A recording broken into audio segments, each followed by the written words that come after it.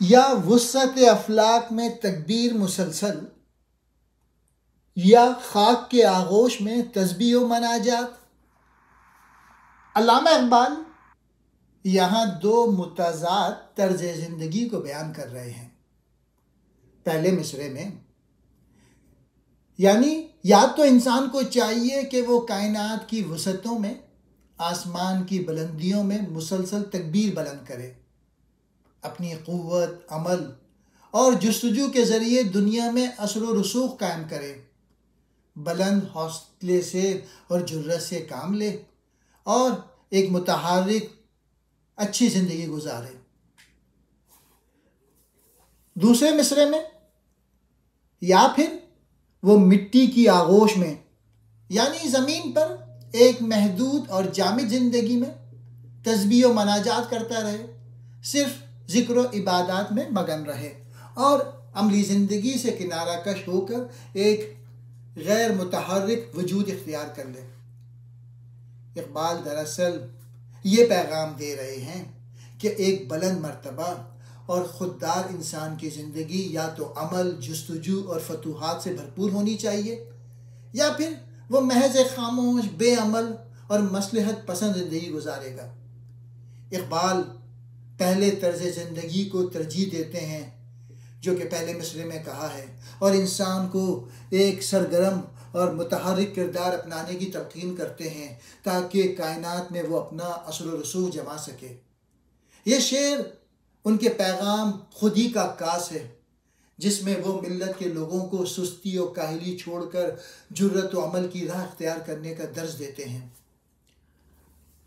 وسعت افلاک، وسعت کا مطلب ہے کشادگی، بڑا ہونا۔ افلاک فلک، آسمان کی جمع ہے، یعنی آسمانوں یا کائنات کی وسعتیں۔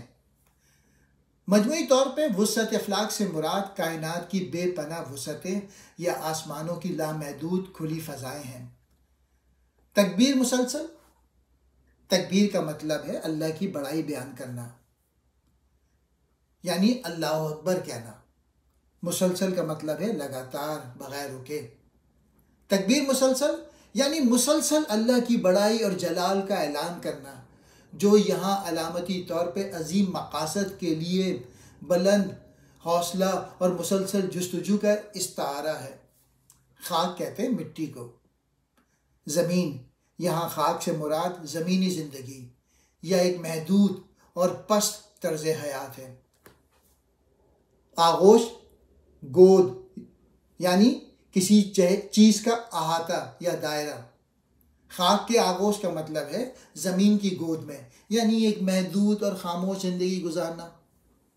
تسبیح، اللہ کا ذکر اور عبادت۔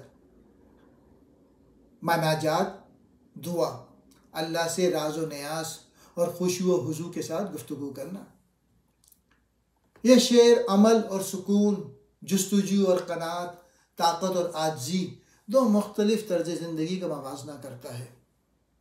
اقبال کا پیغام یہ ہے کہ یا تو انسان کو چاہیے کہ وہ جرأت اور حوصلے کے ساتھ کائنات میں بلند مقاصد کے لیے مسلسل کوشش کرے، یا پھر وہ ایک محدود اور غیر متحرک زندگی گزارے جہاں وہ صرف عبادت اور دعا میں مشغول رہے لیکن عملی طور پر دنیا میں کوئی بڑا کردار ادا نہ کرے۔